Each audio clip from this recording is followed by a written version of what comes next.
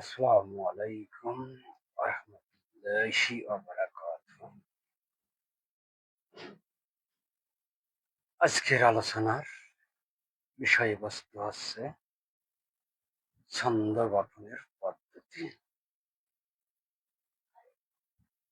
অথবা ছন্দ গঠনের রীতিনীতি অথবা ছন্দ গঠনের নিয়ম কানুন।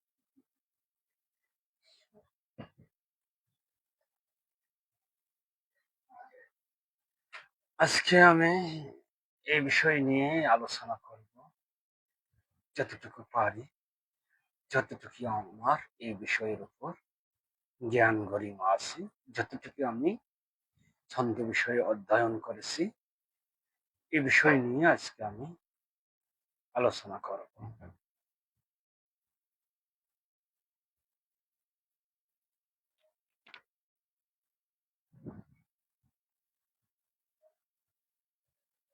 আসলে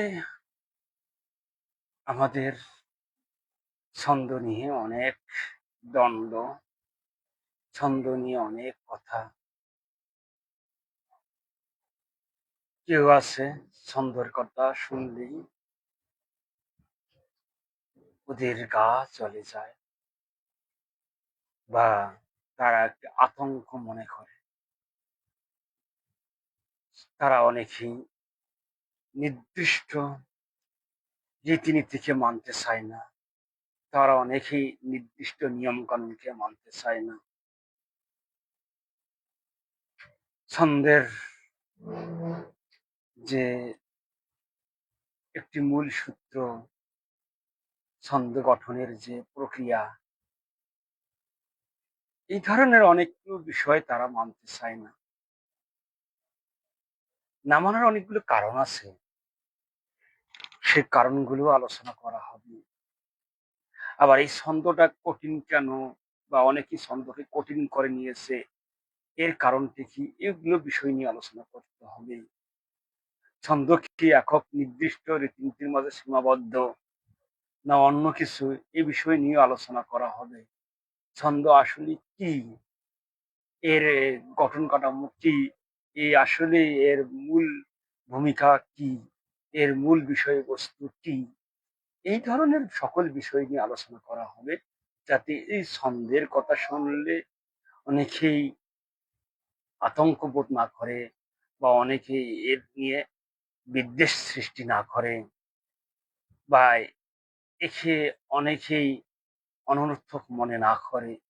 এই সকল বিষয় নিয়ে আলোচনা হবে, যাতে সবার বিষয়টি সহজে বোধগম্য হয়ে যায়, এবং সবাই যাতে এই বিষয়টি সহজেই বুঝতে পারে।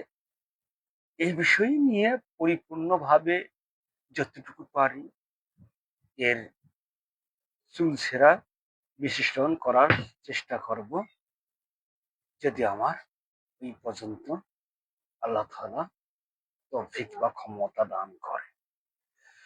তা আসলে আমি আজকে যে বিষয়টি বলছি, ছন্দ গঠনের পদ্ধতি। আসলে ছন্দ গঠনের পদ্ধতি কি, এই ছন্দ কি, ছন্দ কাকে বলে, এই এই সকল বিষয় নিয়ে একটু আলোচনা করা প্রয়োজন।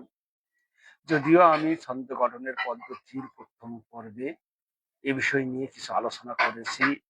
যদি কেউ আমার এই ভিডিওটি না শুনে থাকেন, তাহলে আমি তাকে বলবো তারা আমার এই ভিডিওটি শুনবেন প্রথম। ওখানেও আমি বিস্তারিত আলোচনা করেছি। আজকেও আমি যতটুকু পারবো অতটুকু আলোচনা করব, যথাসাধ্য চেষ্টা করব। তো আমরা আগে ছন্দ বিষয়টি কি, ছন্দটাই জেনে নিই। এর গঠন কাঠামো কি, এটি কিভাবে গঠিত হয়, আর এর গঠনের কলা কৌশল কি, এই সকল বিষয় নিয়ে আলোচনা হবে ইনশাআল্লাহ।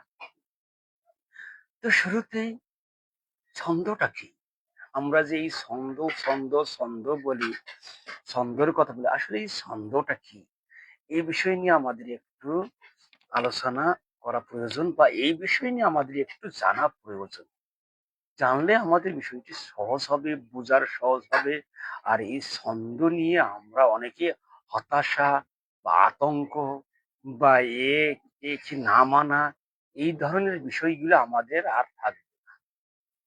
তো আমরা এই ছন্দ বিষয়টা আগে ছন্দ কি,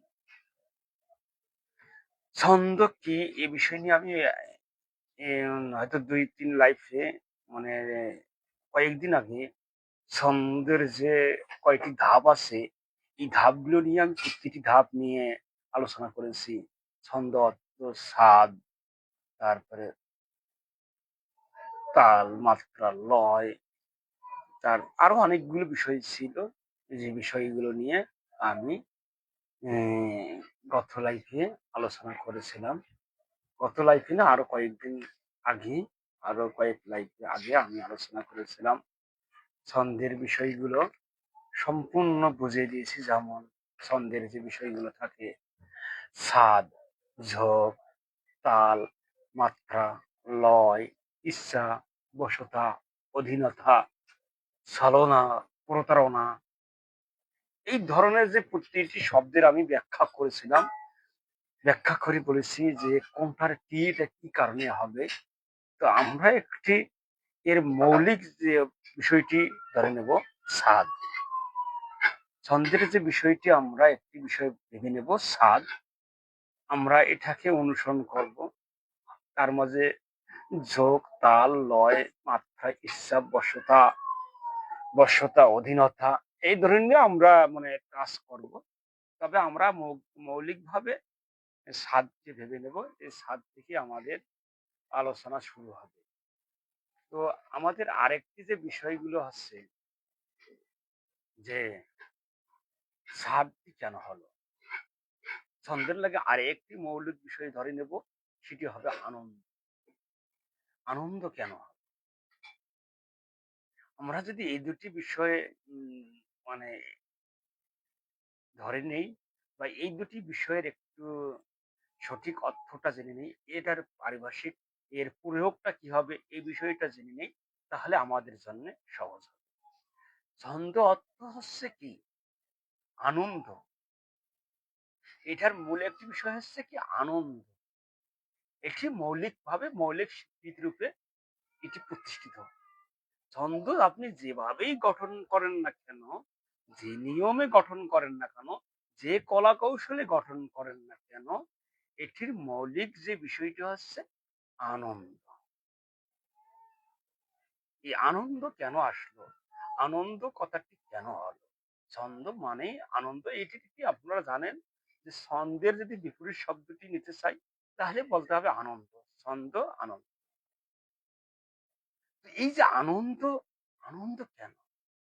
এই যে আমরা কথায় কথায় বলি, কারো যদি কোনো কথা ভালো লাগে, কোনো যদি কবিতা ভালো লাগে, বা কোনো কথার লাইন ভালো লাগে, বা সংক্ষিপ্ত একটু প্রভাত হলো, একটু ভালো লাগলো, তা আমরা সেই ব্যক্তিকে বলে কি, তোমার কথার মাঝে ছন্দ আছে। এই যে তোমার কথার মাঝে ছন্দ আছে, এই ছন্দ কথাটি বলার কারণ কি হলো, যে তারই সেই কথাটি, তার সেই বাক্যটি, তার সেই পদটি, তার সেই পংক্তিটি, এই ধরনের যে তার সেই চরণ যে বলেছে, এই কথাটি তার কাছে ভালো লেগেছে। যার কারণে বলেছে তোমার কথার মধ্যে ছন্দ আছে। মানে সে তৃপ্ততা পেয়েছে, সে আনন্দ পেয়েছে, সে খুশি হয়েছে। যার কারণে বলেছে তোমার কথার মধ্যে ছন্দ আছে। তাহলে এখান থেকে সহজ যে উত্তরটা হলো, যে ছন্দ মানে মূল যে অর্থটি আনন্দ। এই আনন্দ আমরা অনেকগুলো উপায়ে গঠন করে নিতে পারি। এই আনন্দ আমরা অনেক রীতিতে নিতে পারি। মৌলিক যে বিষয়টি হচ্ছে আনন্দ।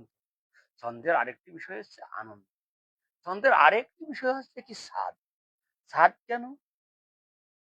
স্বাদ আমরা যে একটা বাড়িতে থাকি, বা আমরা যে একটা ঘরে থাকি, ঘরটা সুরক্ষার জন্য, বা ঘরের যে একটি মূল তন্ত্র, বা যেখান থেকে আমাদেরকে সাপোর্ট দেবে, বা যার ছায়ার তলে আমরা আশ্রয় নিতে পারবো, সেটি হচ্ছে স্বাদ।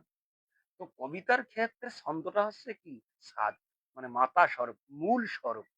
স্বাদ মানে মূল, তারপরে মস্তিষ্ক, তারপরে মাথা, যে এটা কি তার উদ্য। তো কবিতার মধ্যে ছন্দটা হচ্ছে কি, উদ্যগান। যে কবিতা হচ্ছে, ছন্দ হচ্ছে কবিতার মূল, মাথা, স্বাদ। তো আমরা কবিতার ক্ষেত্রে ছন্দকে আমরা স্বাদ হিসাবে ভেবে নেব। ছন্দকে আমরা আনন্দ হিসাবে। তো এই যে এখানে ২ টি বিষয়, আমাদের যে এই ২ টি বিষয়ের উপর লক্ষ্য করি, ছন্দ মানে আনন্দ, ছন্দ মানেই স্বাদ। স্বাদ কেন? সেটি আমাদের যেহেতু আমাদের প্রত্যেকেরই আমাদের মস্তিষ্ক যেটা আছে, আমাদের মস্তিষ্ক যেটা মাথা যেটা আছে, আমরাই আমাদের শরীরের কি এখানে মূল মেজারমেন্ট। এটার উপরে আমাদের শরীরটা নিয়ন্ত্রিত হয়। যদি আমাদের এটা না থাকে, তাহলে আমাদের কোনো কিছুই আর যদি থাকে, তাহলে এগুলার কোনো অস্তিত্ব নেই। এগুলার কোনো থাকবে না। তেমনি কবিতার ক্ষেত্রে ছন্দকে স্বাদ বলা হয়েছে। ছন্দকে আনন্দ বলা হয়েছে।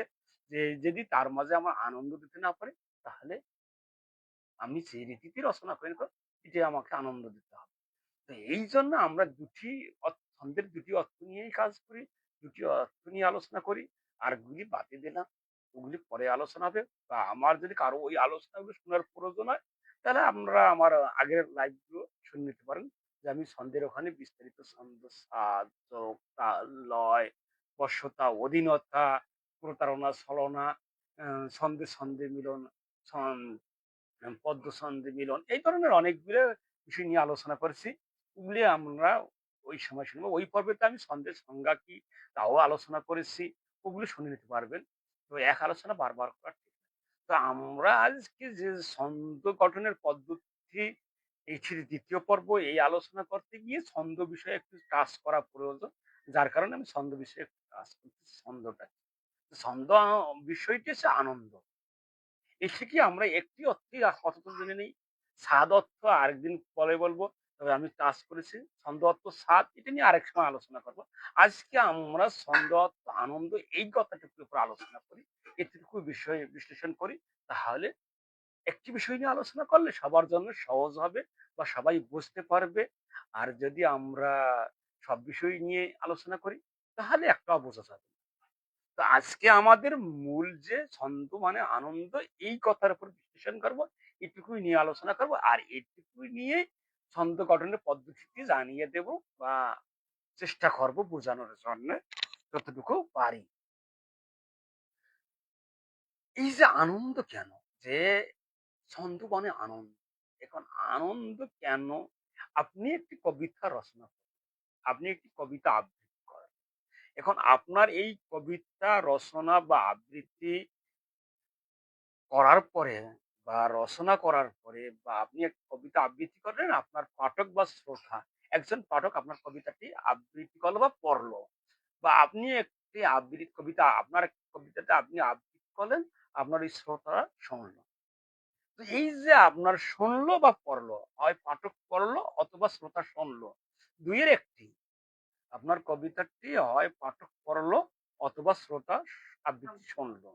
এখন এই যে আপনার পড়া এবং শোনার মাঝে যদি পাঠক তৃপ্তি না পায়, যদি আনন্দ না পায়, যদি তার মাঝে ভালো লাগা সৃষ্টি না হয়, যদি তার মাঝে ভালো একটি ফিডব্যাক বা একটি ভালো একটি বিষয় উপস্থাপন না হয়, এক কথায় তাকে যদি তৃপ্ততা দিতে না পারে, তাকে যদি আনন্দিত করতে না পারে, তাকে যদি আনন্দ না দেয়, তাহলে আপনার ওই পাঠক আপনার কবিতা কি পরবর্তীতে পড়বে?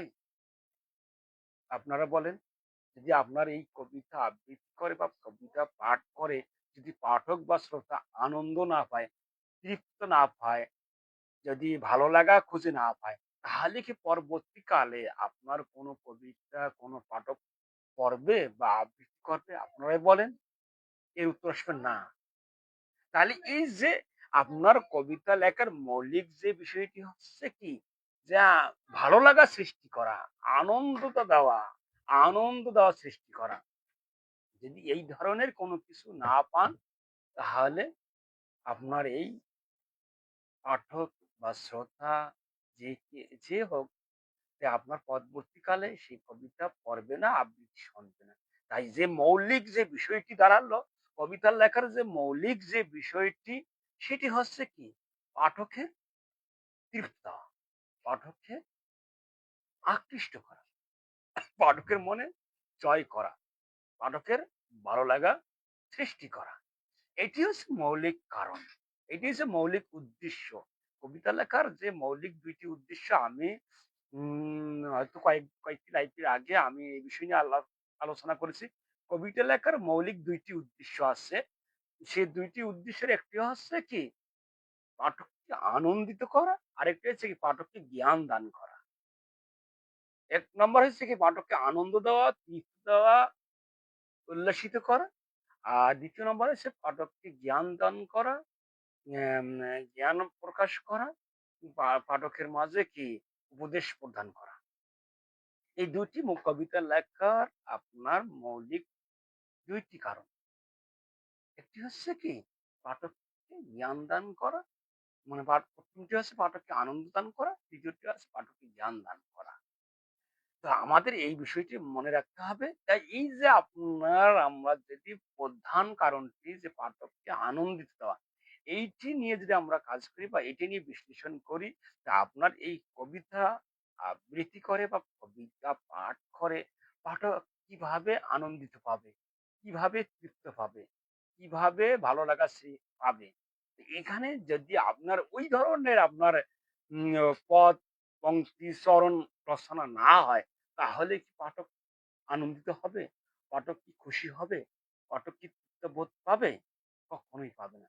তাহলে আমাকে কবিতাটি ওইভাবেই আবৃত্তি করতে হবে বা ওইভাবে লেখতে হবে, যেভাবে লেখলে পাঠক তৃপ্ত পাবে, আনন্দ খুঁজে পাবে, তারা ভালো লাগার সৃষ্টি খুঁজে পাবে।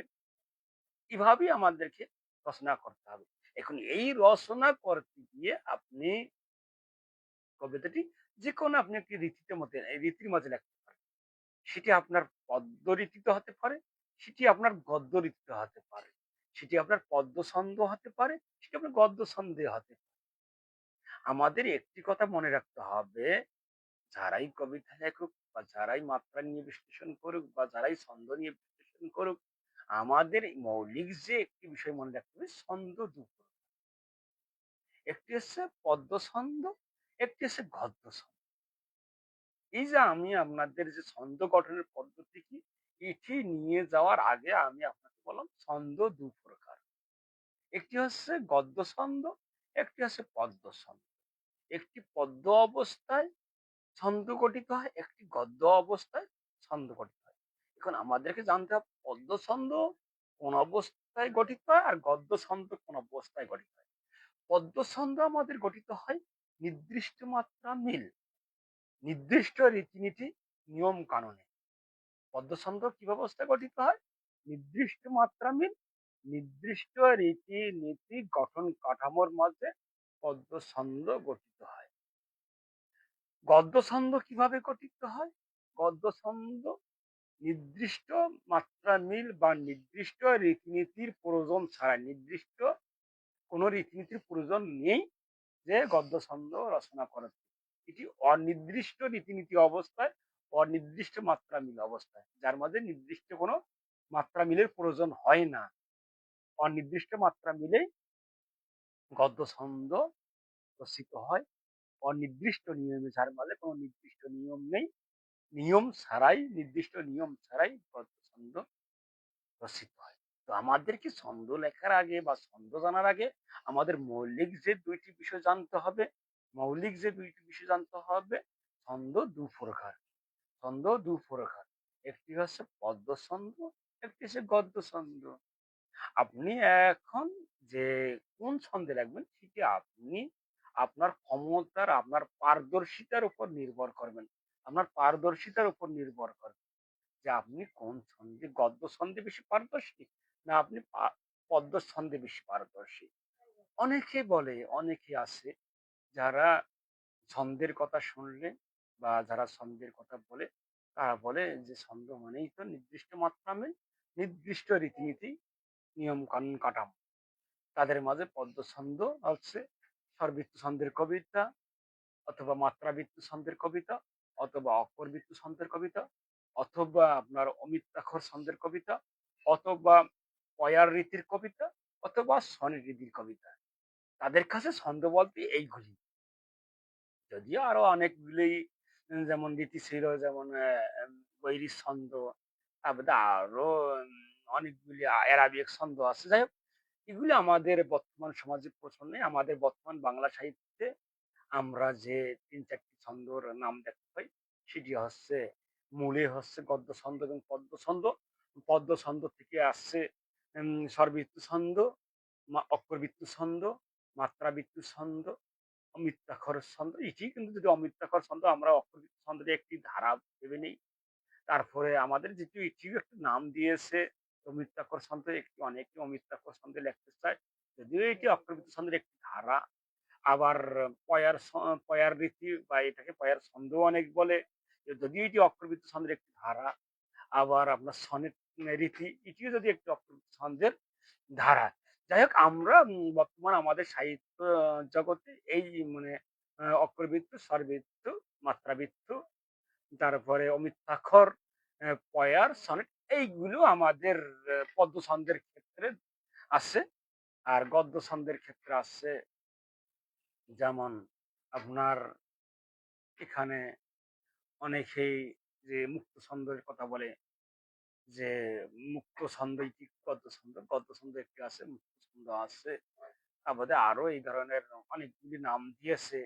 তো এই মুক্ত ছন্দ আবার মানে এখানে একটি বিষয় আছে নির্দিষ্ট মাত্রা মিল মুক্ত ছন্দ, অনির্দিষ্ট মাত্রা মিল মুক্ত ছন্দ।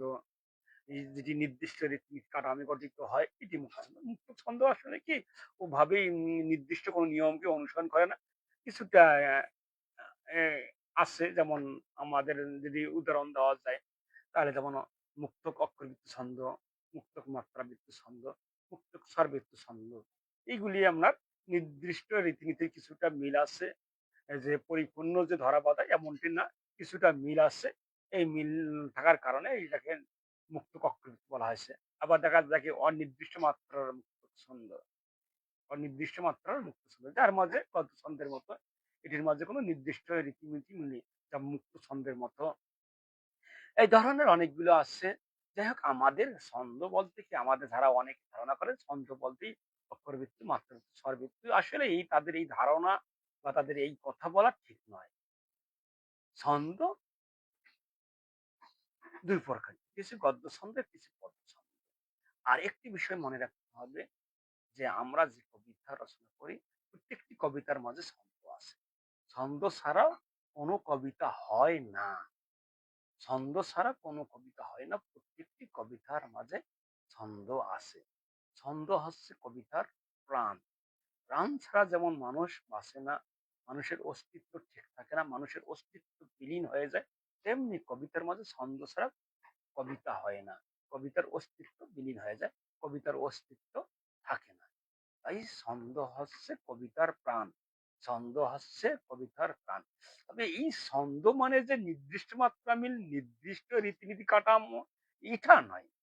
এই অনেকেই যখন বলা হয় ছন্দ নিয়ে কবিতা লিখতে হবে, ছন্দে কবিতা লিখতে হবে, তখন তাদের অনেকেরই গা জ্বলে বা অনেকেই হিংসা বিদ্বেষ সৃষ্টি করে। যে আমরা নির্দিষ্ট রীতিনীতি মানবো কেন? আমরা নির্দিষ্ট কাঠামো মানবো কেন? আমাদের উন্মুক্ত মন, আমাদের উন্মুক্ত জীবন, আমরা উন্মুক্ত সবকিছু মেনে নেব। এই যে তাদের একটি কথা আসে, তাদের একটি আলোচনা আসে, তাদের একটি মানে মেসেজ আসে যে আমরা এটা নির্দিষ্ট কোনো কিছু মানতে চাই না।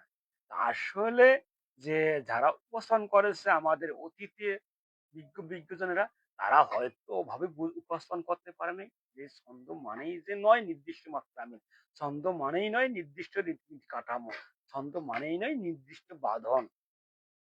ছন্দ মানে হচ্ছে একটি উচ্চারণগত দিক, একটি আনন্দদায়ক দিক, একটি মূল একটি বিষয় যা যেভাবে হয় হোক, যে রীতিতে হয় হোক, যার মাঝে আনন্দ থাকবে, যার মাঝে তৃপ্তি থাকবে, যার মাঝে সুরেলা এবং শ্রুতিমধুর থাকবে, এই ধরনের বিষয়গুলো হচ্ছে ছন্দ, যা কাউকে আনন্দ দিতে পারে, যা কাউকে তৃপ্তি দিতে পারে, যা কেউকে ভালো লাগা সৃষ্টি করে দিতে পারে। ছন্দের বিষয়টি হচ্ছে এভাবে, এটি নির্দিষ্ট রীতিনীতি, নির্দিষ্ট গঠন কাঠামো নয়। এটি উন্মুক্ত ভাবে হতে পারে, এটি নির্দিষ্ট ভাবে হতে পারে। যেমন পদ্য ছন্দ যদি আমরা কেউ লিখতে চাই, পদ্য ছন্দের কবিতা লিখতে চাই, যেমন অক্ষরবৃত্তি লিখতে চাই বা মাত্রাবৃত্তি লিখতে চাই বা স্বরবৃত্তি লিখতে চাই, তাহলে আমাকে নির্দিষ্ট মাত্রা মিল নির্দিষ্ট রীতিনীতি কাঠামো অনুসরণ করে আমাকে চিঠি লিখতে হবে। আমরা যদি গদ্য ছন্দে লিখতে চাই বা মুক্ত ছন্দে লিখতে চাই, তাহলে আমাদেরকে নির্দিষ্ট রীতিনীতি কাঠামোর কোনো প্রয়োজন হয় না। আমাদের নির্দিষ্ট রীতিনীতি নিয়মের কোনো প্রয়োজন পড়ে না। আমরা আমাদের মুক্ত মনে, উন্মুক্ত মনে লিখতে পারবো। আমরা উন্মুক্ত মনে লিখতে পারবো। আমরা উন্মুক্ত মনে লিখে নিতে পারবো। এটি হচ্ছে মুক্ত ছন্দে অথবা এটি হচ্ছে গদ্য ছন্দে। এই ধরনের যে হিসাবগুলো, এটি হচ্ছে আমাদের কি যে একটি ছন্দের হিসাব, ছন্দের নিয়মকানুন। ছন্দের নিয়মকানুন যেহেতু দুটি, একটি হচ্ছে একটি হচ্ছে গদ্য ছন্দ, একটি হচ্ছে পদ্য ছন্দ। এই আমাদের যে ছন্দর যে বিষয়টি আমি বলেছিলাম আনন্দ। এখন আমরা আনন্দ কিভাবে দিতে পারি? আমরা গদ্য ছন্দে লিখে আনন্দ দিতে পারি, আমরা পদ্য ছন্দে লিখে আনন্দ দিতে পারি। আমরা স্বরবৃত্ত রীতিতে কবিতা লেখা আনন্দ দিতে পারি। আমরা অক্ষরবৃত্ত রীতিতে কবিতা লেখে আনন্দ দিতে পারি। আমরা মাত্রাবৃত্ত রীতিতে কবিতা লেখে আনন্দ দিতে পারি। আমরা মুক্ত আমরা মুক্ত রীতিতে কবিতা লেখে আনন্দ দিতে পারি। আমরা গদ্য রীতিতে কবিতা লেখে আনন্দ দিতে পারি। আমার যেটা কবির যেটা দক্ষতা, কবি যে রীতিতে বেশি দক্ষ অর্জন করেছে, কবি যে রীতিতে বেশি পারদর্শী, কবি সে রীতিতেই কবিতা লেখে, কবি মানে আনন্দ দেবে, পাঠককে আনন্দ, শ্রোতাকে আনন্দ দেবে। এটাই হচ্ছে মূল নিয়ম। এখানে ধরা বাঁধা নির্দিষ্ট কোনো রীতিনীতি নেই যে আমাকে অমুক রীতিতে, আমাকে নির্দিষ্ট স্বরবৃত্ত রীতিতে, আমাকে নির্দিষ্ট মাত্রাবৃত্ত রীতিতে, নির্দিষ্ট অমিত্রাক্ষর রীতিতে আমাকে যে কবিতা লিখতে হবে, এর কোনো ধরা বাঁধা কোনো নিয়ম নেই। এটার কোনো রীতিনীতি নেই, এটার কোনো বিধান কাঠামো নেই। আপনার যে পারদর্শী আপনি, আপনি যে বিষয়ে বেশি অভিজ্ঞতা অর্জন করেছেন, আপনার যেটি সহজলভ্য, আপনি সেই বিষয় নিয়ে, আপনি সেই রীতি নিয়ে কবিতা লেখেন। আপনার উদ্দেশ্য হচ্ছে কি? তৃপ্তি দেওয়া। আপনার উদ্দেশ্য হচ্ছে ভালো লাগা সৃষ্টি করা। আপনার উদ্দেশ্য হচ্ছে কি? হ্যাঁ? কাউকে আহ, একটি মানে তৃপ্তির সাগরে জড়িয়ে দেওয়া বা ভরিয়ে দেওয়া। তো আপনার যদি এই ধরনের কোনো কিছু ক্ষমতা না থাকে, আপনি যদি সেভাবে আপনি মানে এমন কিছু শব্দ বাক্য ব্যবহার করতে না পারেন, যার মাঝে আপনার ভালো লাগার সৃষ্টি হলো না বা ভালো কেউ পেলো না, তাহলে আপনার কবিতা লেখার এবার দরকারই বা কি? যদি আপনি তাকে আনন্দ দিতে না পারেন, আবার যদি আপনি কাউকে উপদেশ দিতে না পারেন, যেমন আপনার এই কবিতা লেখা বা আপনার এই কবিতা পাঠ বা আপনার এই কবিতা আবৃত্তি, দুটি কাঠামোর একটি কাঠামো থাকতে পারে। দুটি নিয়মের একটি নিয়মে থাকতে পারে। যেমন আপনি কাউকে আনন্দ দিতে পারতেছেন না, ভালো, সমস্যা নেই। আপনি তাকে আদেশ দিতে পারছেন, উপদেশ দিতে পারছেন, জ্ঞান দিতে পারছেন। আপনার এই একটি ২ টি একটা বিষয়। একটি হচ্ছে কবিতা লেখার মৌলিক যে ২ টি বিষয়, একটি হচ্ছে আনন্দ দেওয়া, একটি হচ্ছে উপদেশ দেওয়া। ১ নম্বর যে আপনি আনন্দ দিতে পারছেন, ২য় নম্বর উপদেশ দেওয়া। আপনার এই কবিতার মাঝে দুটির মাঝে একটি না একটি থাকতেই হবে। আনন্দ অথবা আদেশ, উপদেশ। যদি আপনার এই ২ এর একটিও না থাকে, তাহলে আপনার এই কবিতার পরে কেউ কোনো কিছুই পাবে না। ২ ২ ধরনের হতে পারে। মানুষ ২ ধরনের হয়। কেউ আনন্দ খোঁজে, তৃপ্তি খোঁজে, ভালো লাগা খোঁজে, আর কেউ খোঁজে কি? জ্ঞান, উপদেশ, আদেশ। কেউ আদেশ খোঁজে, কেউ জ্ঞান খোঁজে, কেউ উপদেশ খোঁজে। তো আপনার এই দুটির মধ্যে যেকোনো একটি থাকতে হবে। আপনার এই যেহেতু ২ ধরনের লোক, পৃথিবীতে ২ ধরনের লোক আছে। আপনার এই যে ২ ধরনের লোক যেহেতু আছে, আপনার যেকোনো এক ধরনের লোক আপনার পছন্দ করবে। তাহলে আপনি সার্থক।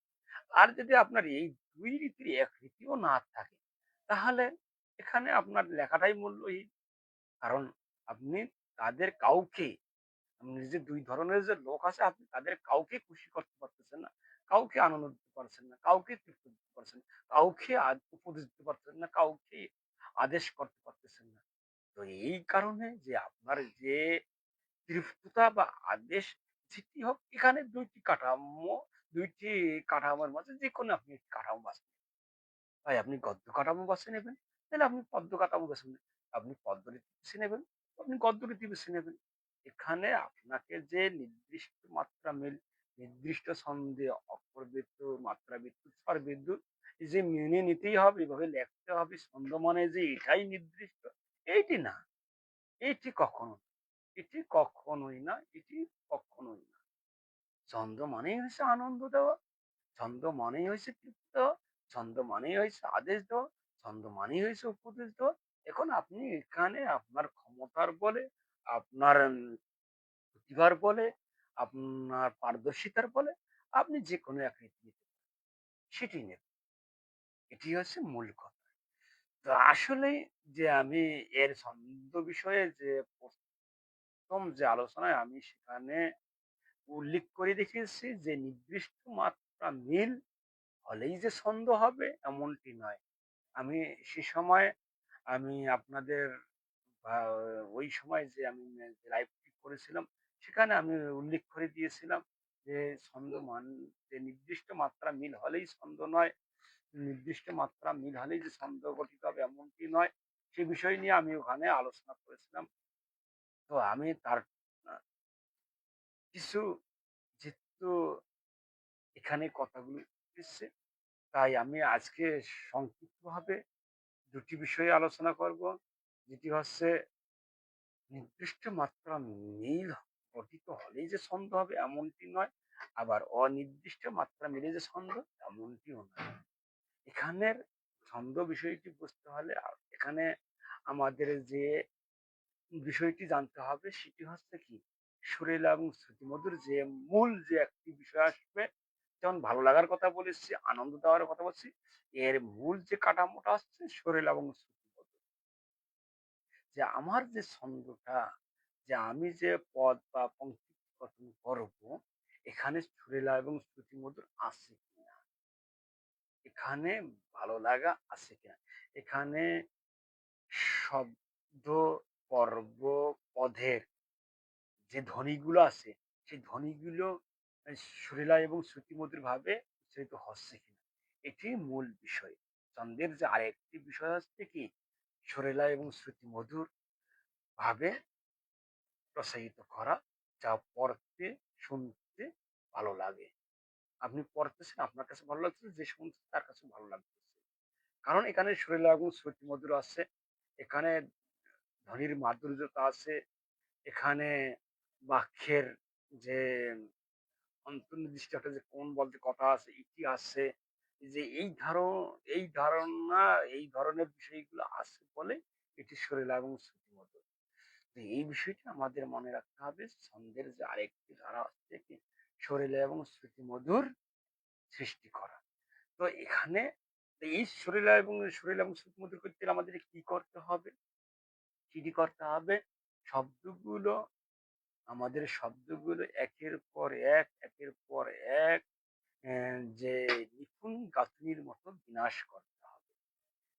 যদি আমরা নিপুণ গাঁথনির মতো বিন্যাস করি তাহলে আমাদের মানে ছন্দ মানে যে সুরেলা এবং শ্রুতিমধুর বা আনন্দ দেওয়া এই বিষয়টি আমাদের করতে হবে।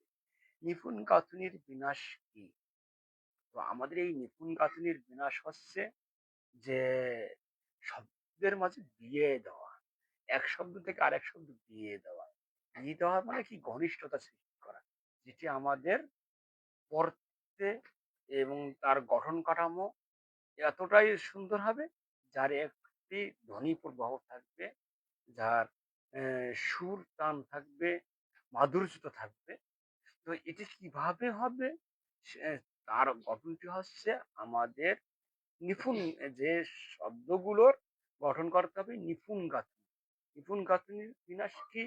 যে আমরা যদি একটা বিল্ডিং নির্মাণে বিল্ডিং এর একটা ওয়াল নির্মাণ করি, তার আমাদের যে ইটগুলো যেমন গাঁথতে হয় একের পর এক, একের পর এক, স্টেপ বাই স্টেপ ধারাবাহিকভাবে, যেখানে কোনো আঁকা-বাঁকা থাকে না, তেমনি আমাদের এই শব্দগুলো একটি পদ বা একটি পংক্তি নির্মাণ করতে আমাদের এই শব্দগুলো সেভাবেই বিন্যাস করতে হবে।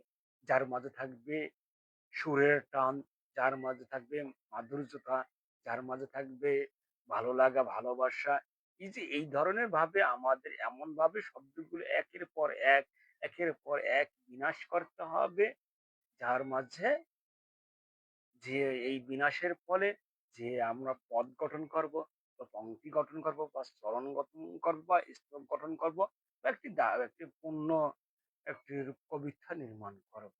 তো এই যে এর যে উম পদ বা পংক্তি বা চরণের যে শব্দগুলি বসবে সেগুলি যাতে আমাদের নিপুণ গাঁথনির বিনাশ হয়, সুরেলা এবং শ্রুতিমধুর হয়, ভালো লাগা সৃষ্টি হয়। এটি হচ্ছে একটি তো এটি আমাদের এভাবেই গঠন করতে হবে যা আমাদের পড়তে এবং শুনতে ভালো লাগবে। এটির যে ছন্দ গঠনের যে একটি নিয়ম সেটি পড়তে এবং শুনতে ভালো লাগে। যাই হোক, অনেক কথাই বললাম। এখন যদি আমরা একটি উদাহরণ যাই, উদাহরণে দেখি, তাহলে আমাদের জন্য সহজ হবে বা আমরা বুঝতে পারবো। তো আমরা একটু উদাহরণ দিকে যাই কবিতার চরণ দিয়ে। একটি আমরা আজকে একটু ১ম দিকে আমরা যাব যে নির্দিষ্ট মাত্রা মিলে ছন্দ কেন হবে না? অনির্দিষ্ট মাত্রা মিলে কিভাবে ছন্দ করতেছে? এখানে আমরা নির্দিষ্ট মাত্রা মিলে চরণটি পাবো কিন্তু ছন্দ গঠিত হয়নি।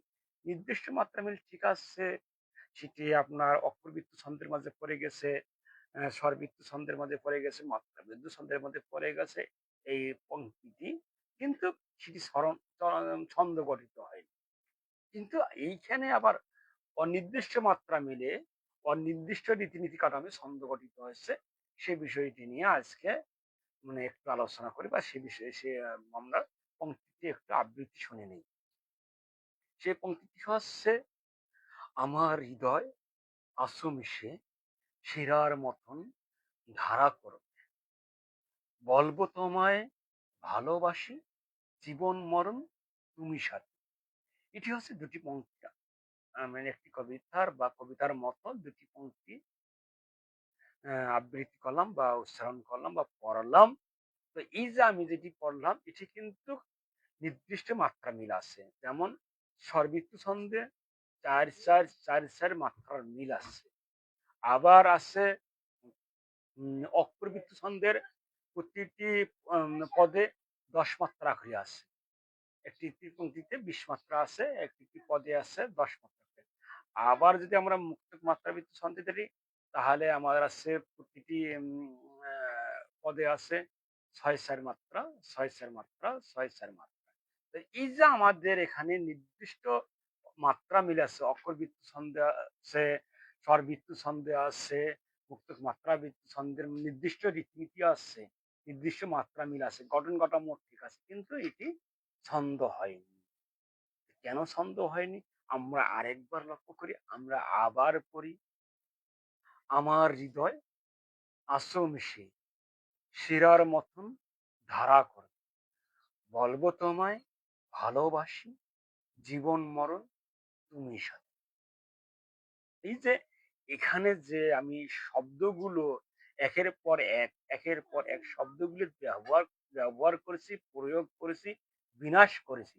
এই বিনাশের মাঝে যে আমাদের ছন্দের যে একটি বিষয়, যে শব্দের সাথে শব্দের বিয়ে। কিন্তু এই যে শব্দের সাথে শব্দের শ্রুতি মধুর, শব্দের সাথে শব্দের মাধুর্যতা সৃষ্টি করা। কিন্তু এই যে এখানে এই একটিও আসেনি। এখানে এই ধরনের শব্দগুলি ব্যবহার হয়নি, প্রয়োগ হয়নি, ধারাবাহিকতা আসেনি। যার কারণে এটি নির্দিষ্ট মাত্রা মিল হয়েছে কিন্তু ছন্দ হয়।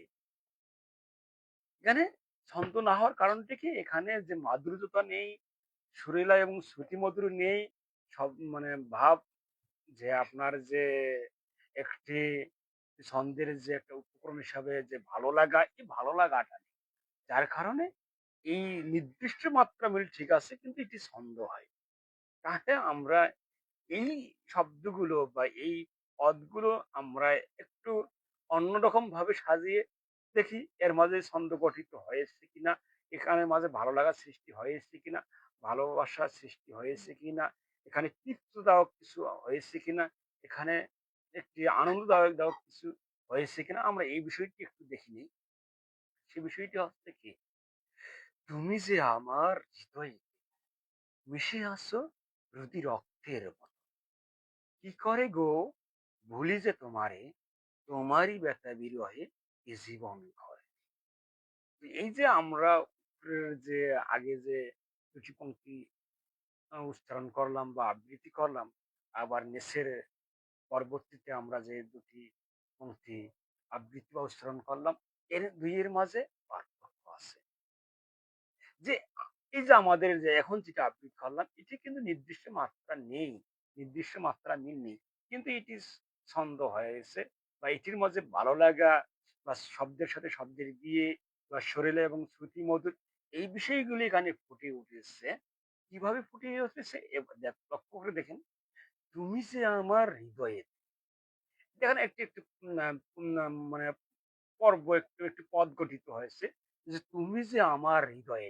এখানে একটি আশঙ্কা, আসক্তি প্রকাশ পেয়েছে যে, "তুমি যে আমার হৃদয়ে কি?" তো আমরা আগেরটা দেখি যে, "আমার হৃদয়।" এখানে একটি শব্দই দাঁড়িয়েছে, "আমার হৃদয়।" যে আছো মিশে। এখানে যে ওই ধরনের যে সুরেলা এবং শ্রুতিমধুর বা এখানে যে মাধুর্যতা, যে ওই পদের মধ্যে এই যে আমার হৃদয় আছো মিশে। যে এখানে যে একটা মাধুর্যতা, যে সুরেলা এবং শ্রুতিমধুর বা ভালো লাগা এখানে খুঁজে পাওয়া যাচ্ছে না। কিন্তু যখন আমরা বলি, "তুমি যে আমার হৃদয়ে", এখানে একটি ভালো লাগা বা মাধুর্যতা বা শ্রুতিমধুর খুঁজে পাওয়া যাচ্ছে। মিশে আছো রুধি রক্তের মতন। মানে এখানে একটি পরিপূর্ণ অর্থ প্রকাশ পেয়ে গেল। যে তুমি যে আমার হৃদয়েতে মিশে আছো রুধি রক্তের মতনই। এখানে একটি পরিপূর্ণ অর্থ বোঝা গেল বা এখানে সুরেলা এবং শ্রুতির মধ্যে এখানে ভালো লাগা খুঁজে পাওয়া গেল। এখানে আনন্দদায়ক খুঁজে পাওয়া গেল। এখানে তৃপ্তিদায়ক কিছু পাওয়া গেল। এখানে একটি অর্থ খুঁজে পাওয়া গেল। যেমন আমরা ওখানে বলছিলাম যে, "আমার হৃদয় আছো মিশে, শিরার মতন ধারা করুন।" এখানে একটি খালি আওয়াজ করে উচ্চারণ করলাম। এখানে শব্দ করে কিছুটা বললাম। এটুকুই শেষ। কিন্তু এখানে কোনো সুরেলা এবং শ্রুতিমধুর, এখানে কোনো ভালো লাগা বা কোনো মেসেজ খুঁজে পেলাম না। কিন্তু আমরা নিচেরটিতে পেলাম। এখানে ভালো লাগা খুঁজে পেলাম, তারপর সুরেলা এবং শ্রুতিমধুর খুঁজে পেলাম। মানে এই ধরনের যে বিষয়গুলো আছে সবগুলোই খুঁজে পেলাম। তো ছন্দের যে বিষয়গুলো, ছন্দের যে কাঠামোগুলো, যে আমাকে যে ভালো লাগা সৃষ্টি করতে হবে, আনন্দদায়ক সৃষ্টি করতে হবে। এখানে পাঠকের খুশি লাগার সৃষ্টি করতে হবে। যেমন আমরা যদি এইভাবে পড়ি, "তুমি যে আমার হৃদয়েতে মিশে আছো রুধি রক্তের মতন। কি করে গো ভুলি যে তোমারে, তোমারই ব্যথা বিরহে এ জীবন ঘরে।" এখানে একটি অনুভূতি প্রকাশ পেয়েছে। এখানে ভালো লাগা বা ভালোবাসার বা আমার আস মানে আসক্তি হওয়ার যে একটি অনুভূতি, একটি আবেগ, এখানে পরিপূর্ণতা প্রকাশ পেয়েছে। কাউকে খুশি করতে পেরেছে, কাউকে কিছুটা হলে তৃপ্তি দিতে পেরেছে, কাউকে কিছুটা হলে বোঝানোর ক্ষমতা দিতে পেরেছে। এই যে আমার যে ভালো লাগা, তৃপ্তিটা বা খুশি করানোর মূল বিষয়টি হচ্ছে ছন্দ। যে আমার কবিতা পরে যদি কেউ ভালো লাগা খুঁজে না পায়, তৃপ্তিটা খুঁজে না পায় বা খুশি হতে না পারে, তাহলে এটি কবিতা নয়। এটি অনর্থক, যে হয়তো এটি মাত্রা মিল হতে পারে বা এটি অন্য কিছু হতে পারে। যদি ভালো লাগা না থাকে। যদি আবার ওখানে যদি উপদেশ, আদেশ, এটিও একটি অন্তর্ভুক্ত, এটিও একটি কবিতার অন্তর্ভুক্ত। যদি ২ এর একটি না থাকে, ভালো লাগা না থাকে বা আনন্দদায়ক না থাকে বা তৃপ্তিদায়ক না থাকে, অথবা যে জ্ঞান দেওয়া না থাকে, উপদেশ দেওয়া না থাকে, আদেশ দেওয়া না থাকে, তাহলে এটির মাঝে কোনো মূল্য নেই। তো আমাদের যে ছন্দের বিষয়টি হচ্ছে কি, যে আনন্দ দেওয়া, সেটি আমাদেরকে একটি কাঠামো হোক, সেটি নির্দিষ্ট কাঠামো হোক বা অনির্দিষ্ট কাঠামো হোক, নির্দিষ্ট মিলে হোক বা অনির্দিষ্ট মিলে হোক। তো আমাদেরকে আনন্দ দিতে হবে, আমাদেরকে তৃপ্তি দিতে হবে, আমাদেরকে খুশি করাতে হবে।